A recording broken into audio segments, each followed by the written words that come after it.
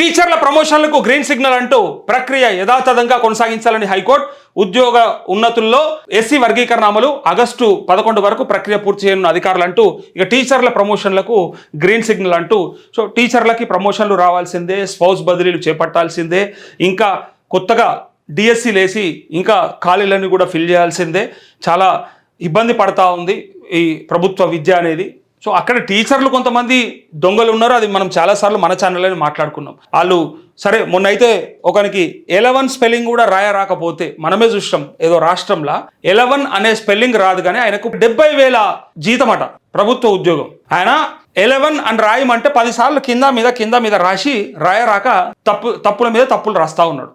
అట్లాంటి ఆయన అసలు పిల్లలకి ఏం చదువు చెప్తాడు? సరే నేను మన రాష్ట్రంలో కూడా అట్లా కొంతమంది ఉన్నారని చెప్తున్నా, పూర్తిగా అందరు అట్లా ఉన్నారని కాదు, కొందరు అట్లా కూడా ఉన్నారు.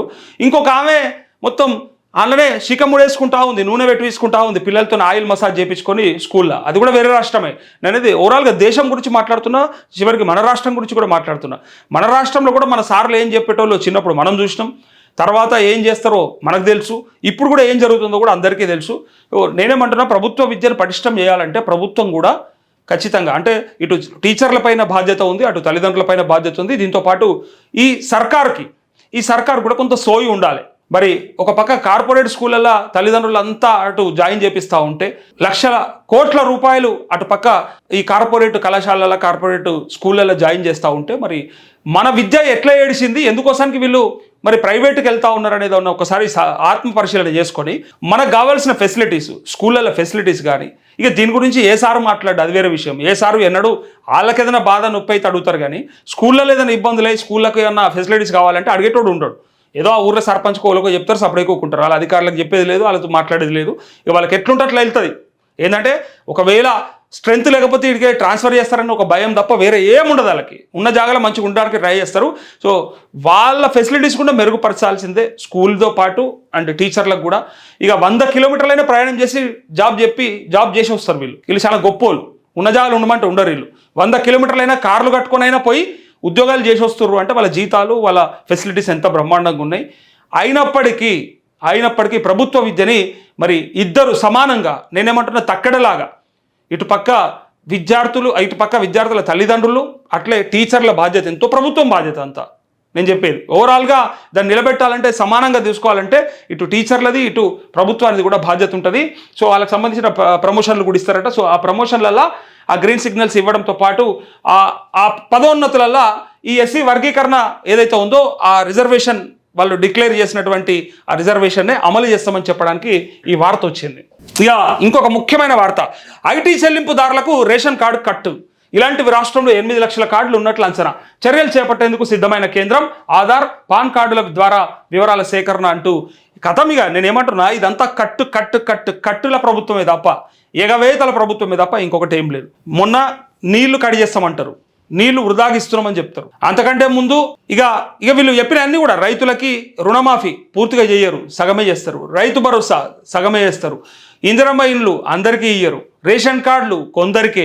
నేను అనేది వీళ్ళు చెప్పేటప్పుడు పథకాలన్నీ అందరికీ అంటారు, ఇచ్చేటప్పుడు మాత్రం కొందరికి ఇస్తారు. ఆ కొందరిలా ఈ రేషన్ కార్డులు కూడా కట్ చేస్తారట. ఇక ఐటీ చెల్లింపుదారులు అంటే నేనేమంటున్నా, కొంతమంది ఐటీ ఫైల్ చేస్తారు, అది కూడా క్లారిటీ ఇవ్వాలి. హోమ్ లోన్ కోసమో, లేకపోతే ట్రాక్టర్ లోన్ కోసమో, ఓలో జేసీబీ కొనుక్కుంటారు, లేకపోతే ఇంకా రకరకాల వాహనాలు కొనుక్కోవడానికి, ఓ కారు కొనుక్కోవడానికి, ఓ చిన్న డీసీఎం, లేకపోతే ఒక ఆటో, ఒక ట్రక్ కొనుక్కోవడానికి ఒక ఐటీ ఉందా అని అడుగుతారు లోన్కి వెళ్తే. సో ఐటీని వాళ్ళు ఫైల్ చేయించుకుంటారు, ఓ 2 ఏళ్ళదో 3 ఏళ్ళదో. వాళ్ళందరికీ కూడా వర్తిస్తుందా? మరి పాన్ కార్డ్ ద్వారా వాళ్ళు ఏమన్నా ట్యాక్స్ పే చేస్తే, ఎక్కడన్నా వచ్చే ఇన్కమ్తో కొంత పే చేస్తే, మరి మీరు ఎగ్జామ్షన్ ఇవ్వనప్పుడు ఇప్పుడు రేషన్ కార్డు అలా కట్ అవుతుంది అంటే కొంత మరి వాళ్ళు మరి మేము ఎందుకు అర్హులం కాదు అని అడుగుతారు. మేము తీసుకునేది లోన్ల కోసం చేయించుకున్నటువంటి ఐటీ వల్ల మాకు కట్ అయితే రేపు భవిష్యత్తు ఏంటిది, రేషన్ కార్డు లేకపోతే ఎట్లా అని అంటారు. వీళ్ళు అన్నిట్లల్లా కట్ చేసుకుంటూ పోతున్నారు, ఇది కూడా కట్ చేయడానికి సిద్ధమయ్యారు. ఇక అందుకే చర్యలు చేపట్టేందుకు సిద్ధమైన కేంద్రం. ఆధార్, పాన్ కార్డుల ద్వారా వివరాల సేకరణ. రాష్ట్రంలో ఆదాయ పన్ను చెల్లించే వారి రేషన్ కార్డులను తొలగించేందుకు కేంద్రం సిద్ధమైంది. లబ్ధిదారుల ఆధార్ నెంబర్, పాన్ కార్డు వివరాలను ఆదాయ శాఖ ద్వారా సేకరించి వారి ఆర్థిక పరిస్థితులను పరిశీలించి కార్డులకు కత్తెర వేయనుంది. అన్నిట్ల కత్తెరనే, వీళ్ళు అన్నిట్ల కత్తెర వేయడానికి రెడీ ఉంటారు.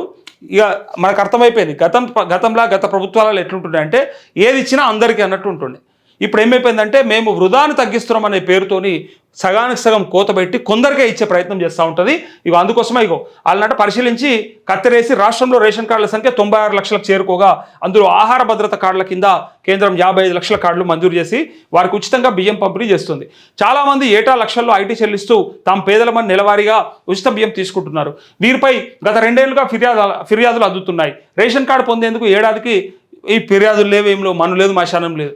ఎవడు అడిగిండే కావాలని? కాకపోతే సంక్షేమ పథకాల ఉద్దేశమే పోతే కొంతమందికి పోతుందేమో కానీ అందరికీ చేరాలి, అసలైన లబ్ధిదారుడు మిస్ అవ్వకూడదనే ఉద్దేశంతో పెడితే దాన్ని తీసుకొచ్చి ఇప్పుడు ఏం చెప్పే ప్రయత్నం అంటే మా కంప్లైంట్లు వస్తున్నాయి. ఈ రైతు భరోసా కూడా గిట్లనే చేసిరు. మమ్మల్ని రైతులే అంటున్నారు, వృధా ఆపేయండి, 100 ఎకరాలు ఉన్న వాళ్ళకి ఎందుకు ఇవ్వాలి మనం రైతు బంధు అని రైతులే అడిగిరని చెప్పారు. మరి పెట్టిర్రా మీరు? సీలింగ్ అయిందా మీతోని? సీలింగ్ పెట్టగలిగిర్రా? ఇన్ని ఎకరాలకు పెడతామని చెప్పారు కదా, మరి మొన్న ఎందుకు 43 ఎకరాలలో కూడా పడ్డది, మరి అందరికీ వచ్చింది. అంతకంటే ముందు 4 ఎకరాలే వచ్చింది, అది వేరే విషయం. అది సీలింగ్ కాదు, మన్ను కాదు, అదేంటంటే శాతగాక, అది పైసలు లేక, ఇవ్వడం రాక, ఆ ప్రేమ లేక, పెట్టాలనే బుద్ధి లేక, రైతులకు ఇద్దామనే ఇష్టం లేక ఆపేసిరు 4 ఎకరాల పైన. కానీ మొన్న అయితే మొత్తం అందరికీ ఇచ్చిరు కదా. మరి మీ పాలసీ అదేనా? మీ విధానం అదేనా? మరి వృధా ఆపేస్తామని చెప్పి మీరు పెట్టడం చేత కాలేదు కదా. ఇక్కడ కూడా వృధా అని మీరే అంటున్నారు, పబ్లికే అంటున్నారు, రైతులే అంటున్నారు అని అది ఆపడం ప్రయత్నం చేసి ఇక్కడ రేషన్ కార్డులకు కూడా ఎంతో మంది కంప్లైంట్లు ఇచ్చిరట. ఎవరు ఇచ్చిండ ఆ కంప్లైంట్? మీరే చూసి తీసేయరు. మీకు ఎట్లాగే మీరు ఉద్దేశం అదే కదా. నేనేమంటున్నా, అసలైన లబ్ధిదారునో లేకపోతే నిజంగా ఇయ్యాల బాగుండి రేపేమైనా కింద మీద అయితే మరి మన పరిస్థితి ఏంది, దాన్ని ఎవడ ఆదుకోవాలి, అది కూడా చూసుకోవాలి ఒకసారి. రేషన్ కార్డు పొందేందుకు ఏడాదికి పట్టణాల్లో 2 లక్షలు, గ్రామాల్లో 1,50,000 లోపు ఆదాయం ఉండాలి. కానీ అందుకు విరుద్ధంగా నెలకు 1,00,000 ఆదాయం వచ్చే కుటుంబాలు సైతం నిరుపేదల కింద రేషన్ కార్డు తీసుకుంటూ ప్రభుత్వ ఆదాయానికి గండి కొడుతున్నాయి. వీరు రేషన్ బియ్యం వినియోగించుకోకుండా బ్లాక్ మార్కెట్లో అమ్మకాలు చేస్తూ రేషన్ వ్యవస్థను అబాసుపాలు చేస్తున్నారంటూ ఇది అంటే తప్పే, నో డౌట్. అంటే బియ్యం అమ్మడము లేకపోతే అంటే వాళ్ళ అవసరానికి వాడుకోకుండా వచ్చేదాన్ని వేరే రకంగా చేస్తే తప్పే. అది మీరే మరి నిజంగా భవిష్యత్తులో కూడా మళ్ళీ ఇబ్బంది రాకుండా ఉండాలనుకుంటే వాళ్ళని ఏమైనా ఉంటే కట్ చేస్తే కట్ చేయండి. కానీ దీన్ని ప్రజలే అంటున్నారు, ప్రజలే చెప్తున్నారు అని చెప్పి పక్క పుంటల మీద పెట్టకుర్రి, నెపం మోపకుర్రి. అంతా మీ వాళ్ళు చెప్పారు అందుకే కట్ చేసినామని చెప్పకుర్రి. మీ ఎరుకున్న వాళ్ళు చెప్పారు, మీ చుట్టుపక్కల వాళ్ళు చెప్పారు అని చెప్పి ఎవరినో ఆగం చేయకూరి.